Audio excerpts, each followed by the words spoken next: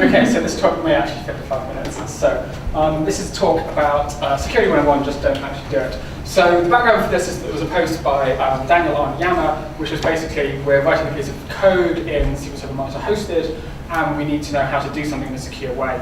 And there was a whole 12 replies, and people came up with something, and I found a blog post where Google basically solved the same problem, only they solved it in a different way, because if you do it the way, the conclusion we came to, it leaves you open to a misinterpretation attack. Because they're quite complicated to explain, I'm going to pick a different example instead. So the point of this talk is to show you that something that seems so trivial and is such a good idea actually is not. So in this hypothetical world, in my example, you're working for a company that has a couple of products. It's got a web browser, which is used regularly by 45% of people on the internet, and it's got a web server, which is visited by 90% of people on the internet. And you should be able to work out which company I'm talking about here. It's not entirely hard. Cool, so the product manager comes to you, you're one of the developers, and says it has to go faster. We want our web browser and our web server to work awesomely fast together, because the application is, say people doing internet searches, where showing results is really, really important to happen very quickly. And users have very slow internet connections, especially their upload. So if we could take into account that in our design. And what the product manager thinks is the feature we should implement is we're going to embrace, extend, and extinguish the HTTP HTTPS standard by adding our own proprietary extension, so that when our web browser talks to our web server, we're going to compress all the HTTP headers. And we're going to do this even when we run HTTP over HTTPS. Are we all following so far? Cool, awesome. So what are you going to say back to your product manager? So this is a show of hands. So how many of you are going to say, yeah, that's a brilliant feature, we should definitely go and implement that? And how many people are you going to say, nope, that's a terrible idea, it's going to introduce a security vulnerability in our web browser? Hands for that? Oh, you all know what's coming, maybe. And the third one is the one that, is it the third one? Yeah, so the third one is that it depends on what our threat model is. So then we come on to threat models. So with security, you always start with a threat model. Before you do absolutely anything else, you start with the threat model. And the quote's from Wikipedia. So it says, attacker-centric threat modeling starts with the attacker and evaluates what they actually want to achieve and what technical capabilities they have in their bag of tricks to achieve that. Because only when you know what the attacker wants to do with your system do you know where it's worth spending the time to invest.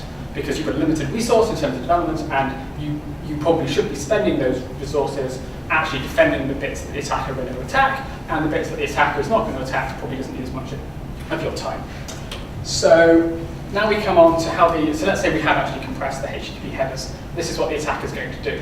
So the attacker's goal in this case is to obtain a login cookie so that they can impersonate a user on a target site. And the capabilities the attacker has is observing network traffic, e.g. on a public Wi-Fi network, Starbucks, whatever. And the other capability the attacker has is to get you to visit their legal site, which will run some JavaScript. And what the JavaScript is going to do is it's going to add images into the DOM. And crucially, when they add an image into the DOM, because the attacker can observe the network traffic, he can see the length of the request that's being sent to the web server.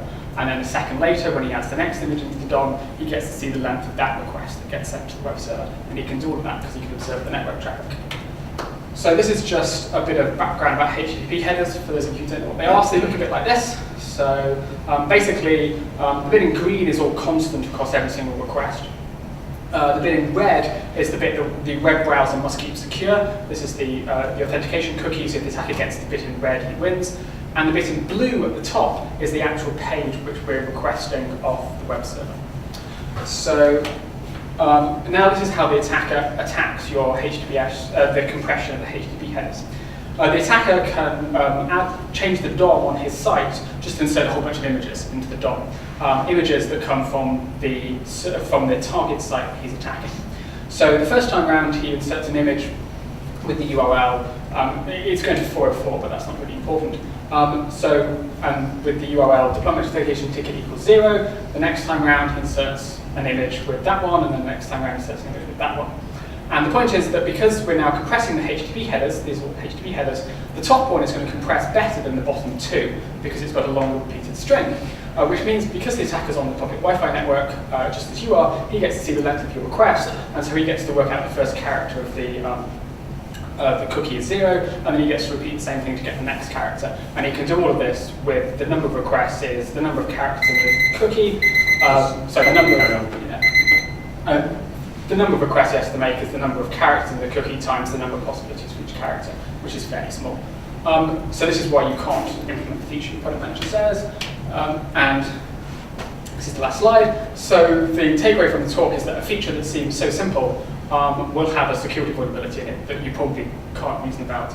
So basically just don't write this kind of code. Use an existing library if you can. If OpenSSL doesn't have a function to compress the HTTP, then there's a reason you shouldn't build it on top, because there's a reason it's not in the underlying library.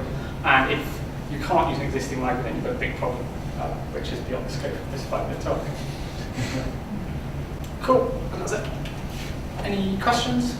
Presumably with the whole ready on demand thing, we're going to do a lot more security stuff. It's going to be a lot more. And that's already a question, just an observation. Yeah, which is also why I wanted to give the talk, because something that seems so simple actually has... We shouldn't just charge it and do this stuff, we should... Because there are consequences, even if it's not obvious what's going on. I didn't understand your technology. So the attacker is trying to get the authentication token for his own site? No, for a target site. So in this case, the product manager. And he can control. He can make arbitrary requests to the target site, despite the fact that they can come back as 4 or false. Yeah. But that's not important. The web browser enforces he can't see the results of the... So the attacker doesn't get you to visit their evil site, he gets you to visit the target site. Yes, the attacker gets you to visit their evil site by having a trend on Twitter or whatever, or by just hacking the BBC News site, which you visit all the time, or whatever. Just to actually get his JavaScript running on your web browser, wherever you want to do that. And then yes, while you're visiting his evil site, if you simultaneously have the cookie to the target site, when the attacker adds the image to the DOM on his evil site, the web browser will make the request to the target site with the cookie. It has to be an image because it has to be allegedly hosted on your domain, so your browser offers up a cookie for your site. An image is the easiest way to do it. Yeah. Because of the way web browsers implement the same origin policy and cross-site stuff. Yeah. Cool. The actual attack is an important point, as it's something you won't think of. Cool. Thanks, David.